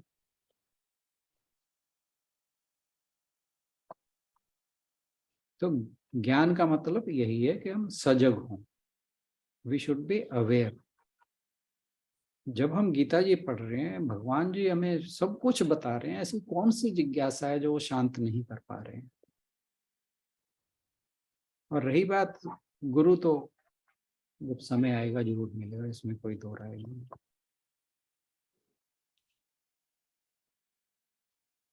सर गीता जी में तो वो यही लिखा था ना कि गुरु जो है स्वयं का इंसान मित्र है, स्वयं का दुश्मन है। बिल्कुल है, बिल्कुल कहा। पर वो अपनी डेवलपमेंट से वही। रिलेटेड बात। अच्छा जी। हाँ, उदरेदात मनात्मान, वो यही वाला इसी में आई है। जी जय श्री कृष्ण जी। हमको राणा जी की कहानी याद रह जाती है कि गीता का पढ़ाते हैं उसमें तो दर्शन याद रहता है, कहानी याद रह जाती है। तो गुरु पहुंचे हुए भी होते हैं कहीं, हम ज्यादा पैसे वाले भी गुरु जी को पीछे पीछे हम चाहते भी हैं गुरु हमारे ही बन के। आपने सुनाई थी, गरीब आदमी बैठा था, भाई यार इस पर बड़े बड़े आदमी जा रहे, मेरी तो कहीं पहुंच ही नहीं। उन्हें कोई बड़ा आदमी जा रहा था, काफी कपड़े लत्ते सोना लिया हुआ था गुरु चढ़ाने वास्ते, उन्होंने रोक के 1 रुपया था उसमें बेचारे बात दे दिया, भाई मैं मेरी तो पहुंच ही नहीं है वहां तक पहुंचने की। तो गुरु ने चढ़ाया उन्हें, वो गुरु अगे पहुंचा, वो गुरु था वो भी, वो क्या है यार जो उसने दिया तेन वो दे मैनू, बाकी वो तेरे एक पासे रखो सामान जो तुमने दिया, मुझे तो उस वाला सामान दे जो मेरा असली। ये नहीं बात, मतलब हम लोग भी गुरु जी को, मतलब पहुंचे हुए गुरु को हम भाई भाई हमारी तरफ आकर्षित हो।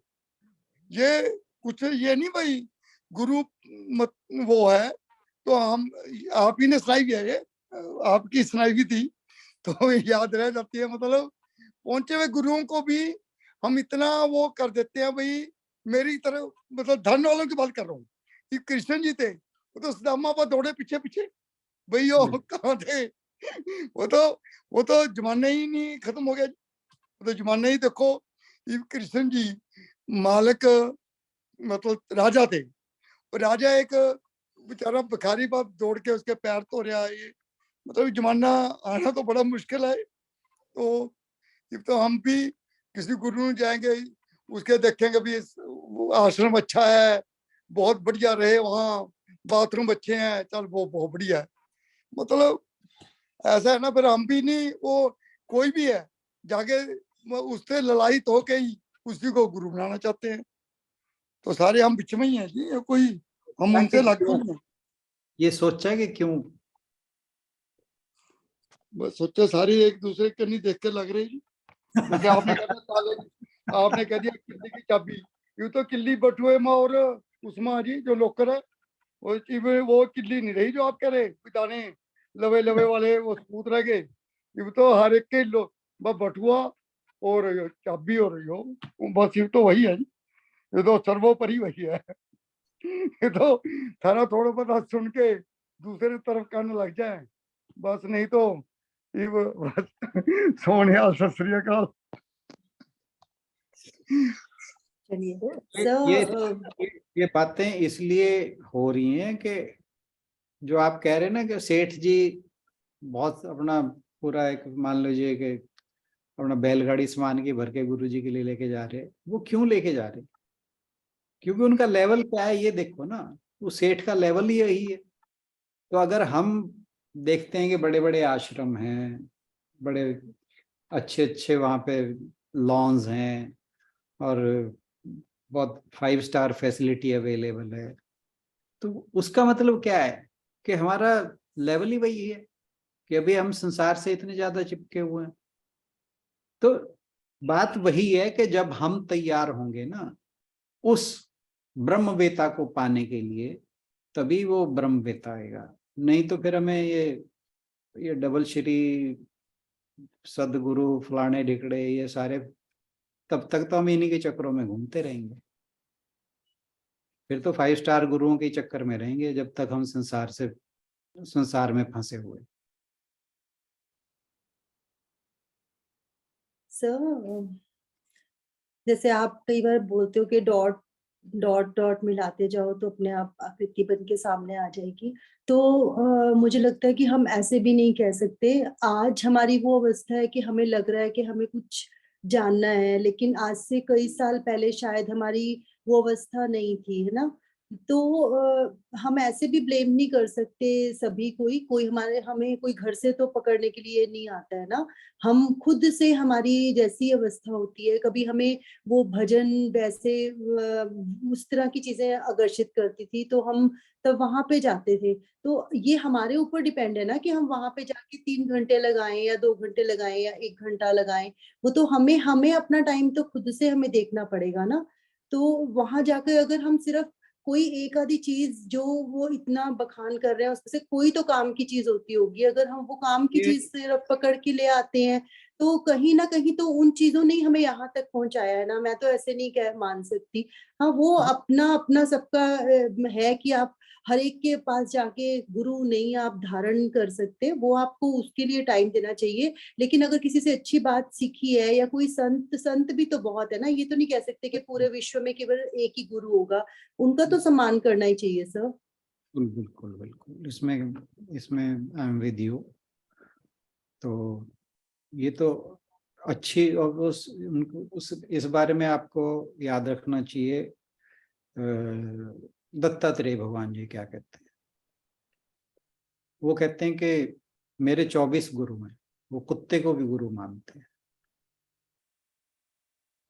कि वो स्वामी भक्ति उसने मेरे को सिखाई।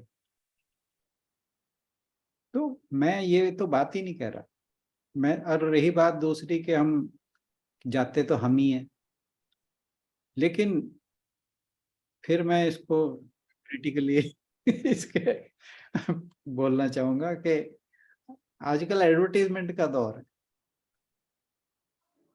है ना। बड़े बड़े पूरे पेपर, पूरे पेज का इश्तिहार आता है, जो गुरु जी हैं, जो बड़े बड़े गुरु जी हैं, है ना। टीवी के अंदर इश्तिहार आते हैं। वो टीवी के अंदर इस तरह से बोलते हैं कि लोग उनके पास फंसे। मैं मैं ये नहीं कहता कि आप उनको सुनो नहीं।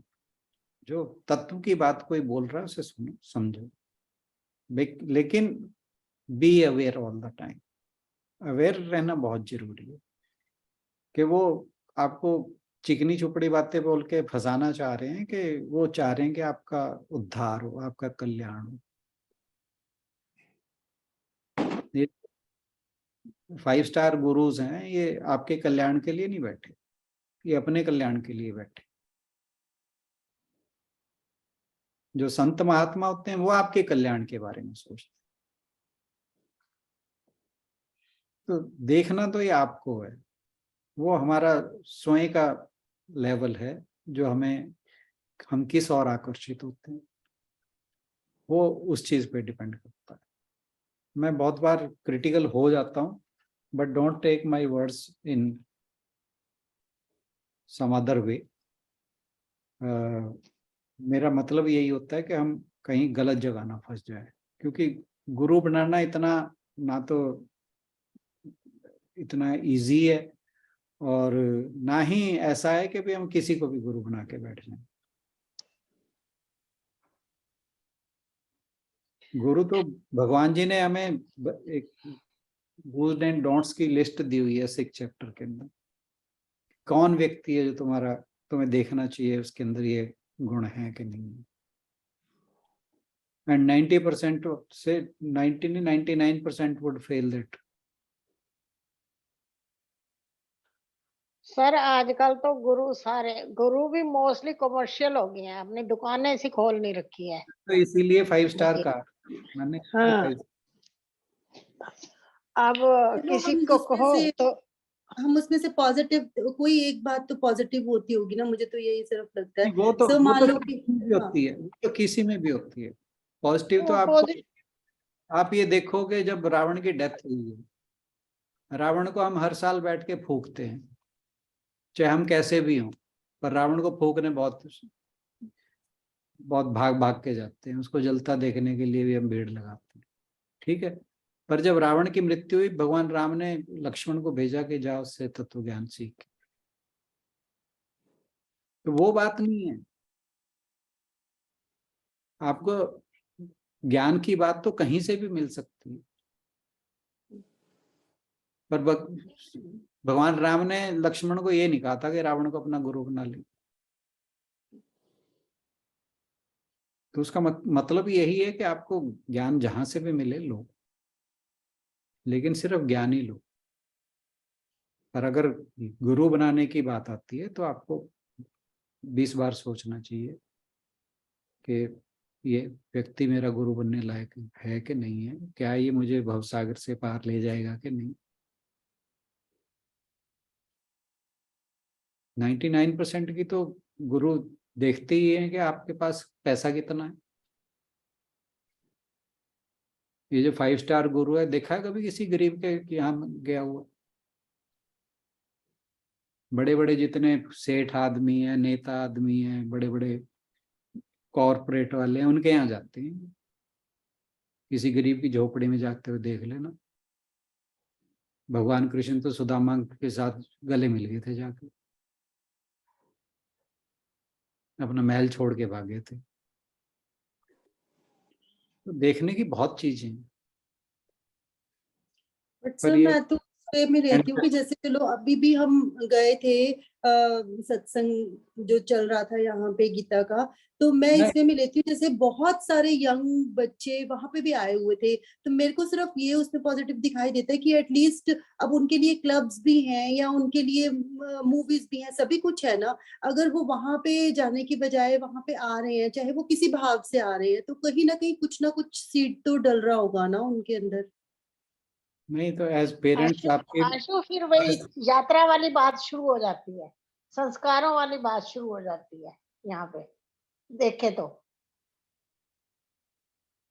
आप ये देखिए, जो बच्चा है ना, उसका इम्प्रेग्नेबल माइंड होता है, वो बड़ी जल्दी किसी के साथ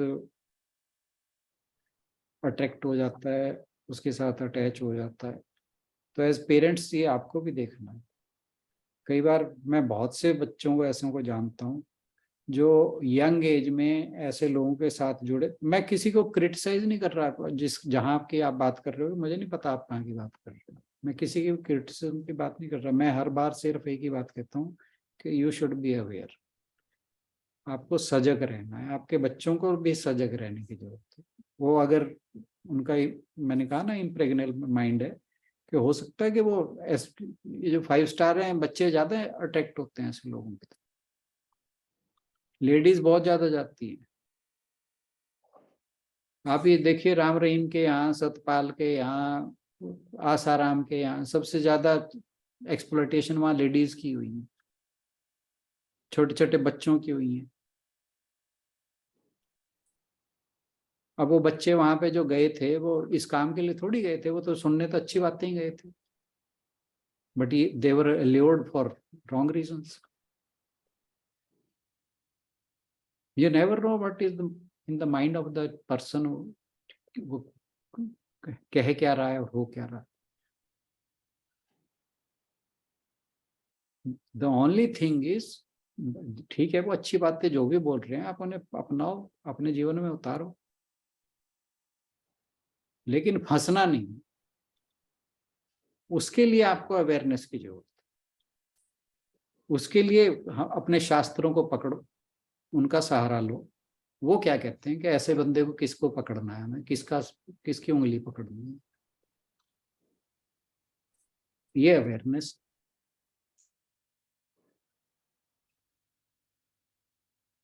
सुनीता बहन जी कुछ कह रही है, ये डिबेट तो बड़ी लंबी चलने वाली है। कह रही थी कि हाँ जी। आजकल जितने भी बहुत सारे गुरु हैं जो उनको बोलने आवाज का कम आ रही बहुत है। अच्छा,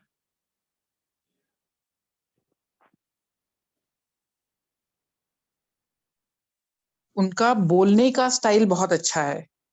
मतलब they are very good at talking and they talk in this way कि बिल्कुल यंगस्टर्स जो हैं वो बहुत अट्रैक्ट हो रहे हैं। और ठीक है, शुरू में उनको लगता है, एंड अट्रैक्ट क्या, मतलब they are being carried away rather, I would से।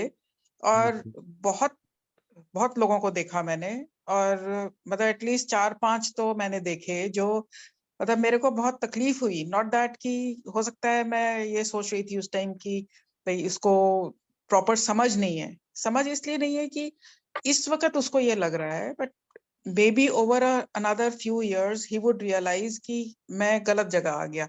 अभी मैं उस काम के लिए तैयार नहीं था, बट वो सुन के, उनका बोलने का स्टाइल सुन के वो इतना कैरिड ओवर हो गया कि उसको लगा कि मेरे को यही रास्ता अपनाना है।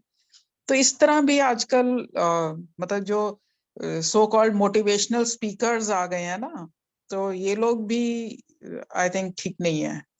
तो इसलिए जैसे आप कह रहे हैं कि अवेयर होना बहुत जरूरी है, बट सीखने के लिए तो कोई भी सिखा जाता है। कई बारी हम देखते हैं, मतलब मैं खुद, मेरा पर्सनल एक्सपीरियंस है कि जो मेरी मेड है बिल्कुल अनपढ़ है, एक वर्ड वो अपना नाम भी नहीं पढ़ सकती है ना लिख सकती है, लेकिन कई बारी वो ही ऐसी बात बोल देती है कि it's a lesson for me.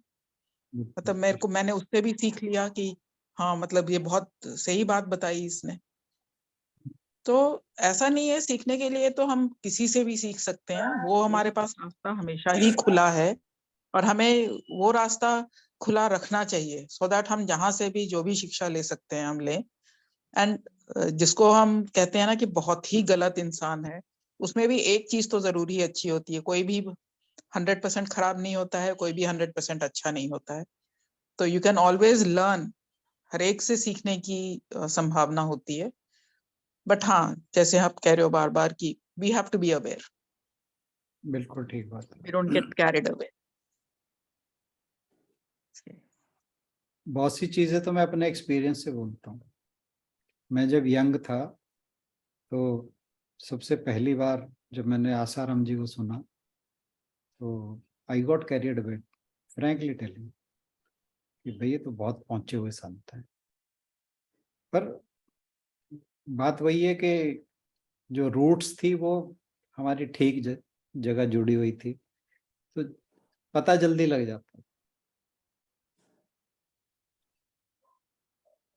तो फिर नहीं समझ आता है।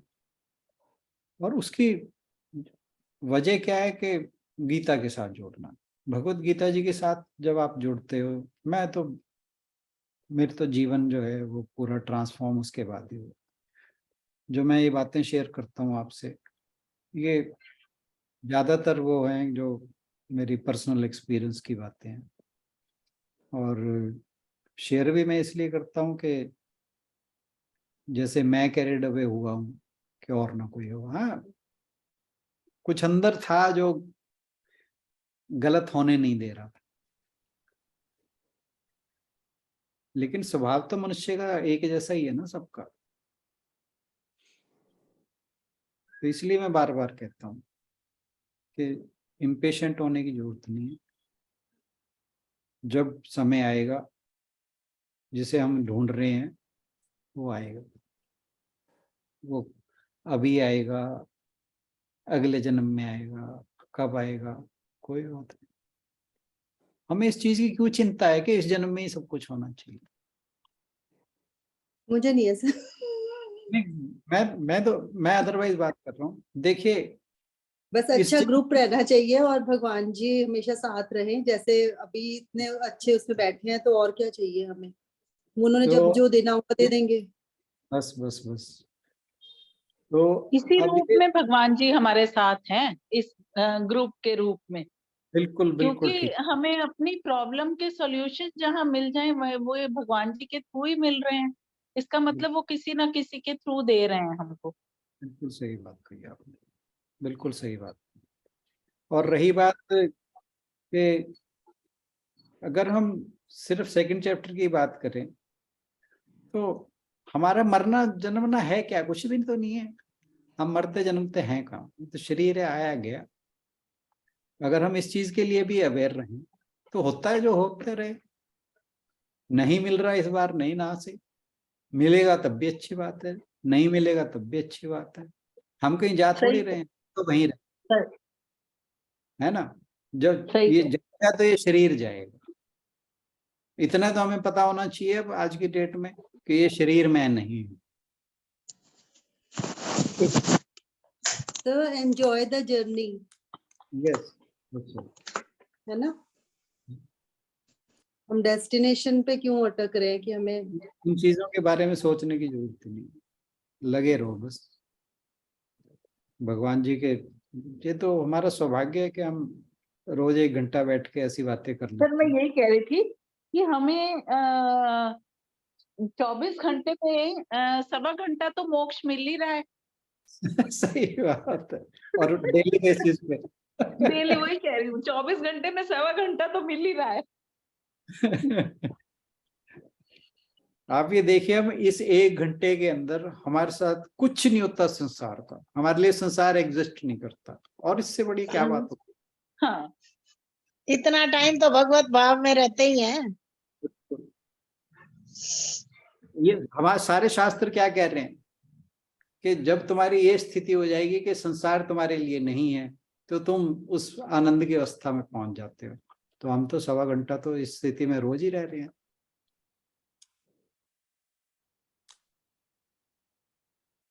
इससे बड़ी भगवान का अनुग्रह हमारे लिए क्या हो सकता है? इससे बड़ी ब्लेसिंग क्या हो सकती है हमारे लिए? कोई इस समय हमें दुख नहीं परेशान कर रहा, कोई घर वाला नहीं परेशान कर रहा, और है कहीं ना। जाना नहीं पड़ रहा, कोई पेन नहीं लेनी पड़ रही। घर बैठे अपने बेडरूम में या लिविंग रूम में बैठे और वी आर एंजॉइंग। हाँ, तो बहुत बड़ी कृपा है प्रभु की हमारी। और सर माइंड कुछ और गलत मलत भी नहीं सोचता, माइंड इसीलिए एकदम फोकस है। हाँ जी, बहुत फायदा, बहुत ज्यादा सर, कृपा है, बहुत ज्यादा कृपा। बिल्कुल ठीक बात है। चलिए फिर इसी के साथ आज समापन और की आप ओर। सब लोगों का बहुत बहुत थैंक यू है, जो सारे इकट्ठे हो जाते हैं हम, तो ये ग्रुप चल रहा है।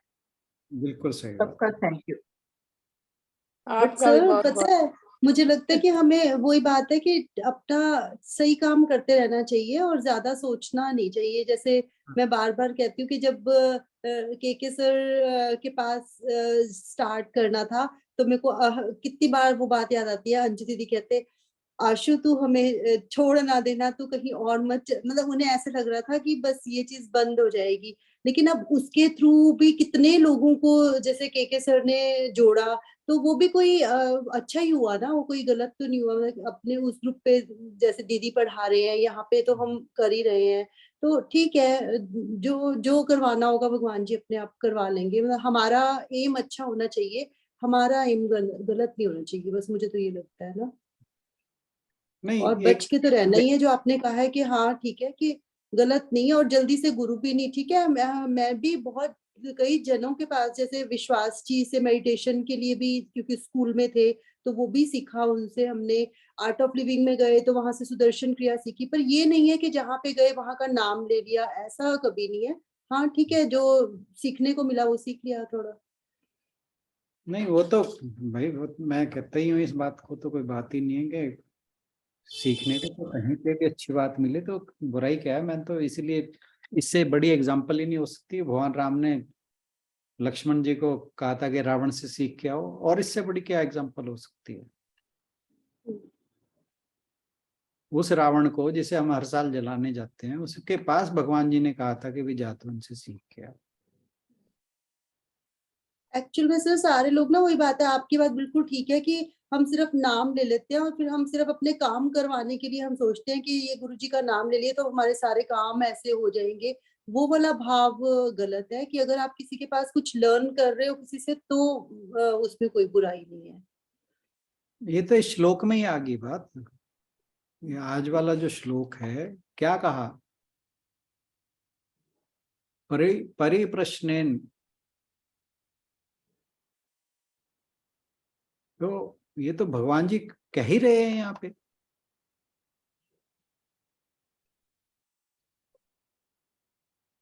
कि आपको तत्व ज्ञान के बारे में सोचना है, जबकि हम जाते हैं तो सारी बातें संसार की करते हैं। मैं तो इस बात को बड़ा रू करता हूँ कि हम अपने गुरुजी के पास जाते तो ज्यादातर बातें अब पता लगता है कि हम इस तरह की बातें करते थे। हम उनसे तत्व ज्ञान की बात कभी की नहीं, ये नहीं कि कभी भी नहीं की, पर अगर उनके पास 100 बार गए हैं तो उनमें से 2 बार की होगी खाली। तब ये पता ही नहीं था कि ये भी बात करने की होती है। तब पढ़ाई क्या है जी, नौकरी क्या है जी, बच्चे क्या हैं जी, वो क्या है। अगर 50 बातें करते थे तो उसमें 1-2 बात फिर ध्यान आता था, नहीं गुरुजी से कोई ढंग की भी बात कर लेनी चाहिए। हम हमेशा अपने सवाल ही लेकर बैठे। पर ये श्लोक अगर पहले कभी पढ़ा होता तो पता होता। वो बात वही है कि हर चीज का टाइम है, उस समय टाइम नहीं था। सर अभी ज्ञानानंद जी को जैसे बहुत देर से मेरे मन में आता था कि मेरे को इनवाइट करना है उन्हें घर पे, है ना। मैं अपनी फ्रेंड के घर जाती थी, मेरे को अच्छा लगता था कि उनसे हमने गीता तो बहुत सुनी है। जब भी वो आते थे तो स्टार्टिंग से उनसे ही, मतलब जो गीता का पता चला उनसे ही चला। तो उन्होंने पूछा कि पहले उनसे पूछो कि कौन सी संस्था से जुड़े हुए हैं, कि जो हमें इनवाइट करना चाह रहे हैं। तो मैंने बोला नहीं, हम संस्था से नहीं जुड़े हुए हैं, लेकिन गुरु मेरे हैं। तो मैं मतलब कि दीक्षा नहीं लेना चाहती हूँ, पर मेरे को अच्छा लगता है, इसलिए मैं इनवाइट करना चाहती हूँ। तो उन्होंने ऐसे कुछ नहीं कहा कि हाँ भाई आप जरूरी हमारा नाम ही लो। कहते ठीक है, गुरु जिसके भी जो दीक्षित है, आप दीक्षा भी नहीं ली हुई, मदर इन लॉ मानते हैं तो ठीक है। मेरे को लगता है मेरे भी वही गुरु है, और उनसे मैं बहुत कुछ उनकी बुक से सीखा भी है हमने। तो उन्होंने बोला कि ठीक है आप जो मर्जी करते रहो, लेकिन बस गीता पढ़ो और गीता पढ़ाओ। तो मुझे उसमें कोई बुराई नहीं लगी, ठीक है। चलिए फिर आज चलें इसी के साथ समापन की ओर, या कुछ और रह गया किसी के मन में? टाइम देखो तो क्या हो गया। चलिए, ओम पूर्णमदः पूर्णमिदं पूर्णात् पूर्णमुदच्यते पूर्णस्य पूर्णमादाय पूर्णमेवावशिष्यते। ओम शांति शांति शांति। हरिओम। फिर मैंने उन्हें प्राउडली बताया भी कि हम रोज गीता पढ़ते हैं और पढ़ाते भी हैं। तो फिर उन्होंने पूछा भी उन्होंने कि कौन पढ़ाते हैं, फिर आपका नाम सुन के भी बहुत खुश हुए, आपके बारे में पूछा भी सारा, फिर बुक भी दी है, मैंने आपको कल बताया था कि अपनी वाली बुक दी उन्होंने कि इसको आप राना सर को देख के आना। चलिए, thank you everyone, thank you sir. कल मिलते हैं नेक्स्ट सेशन में। आज मैं नाम शेयर कर दूंगी अभी, और कल सब लोग अपनी तैयारी के साथ आए। Thank you everyone. प्रेयर कर लें, चलो छोड़ गए सारे।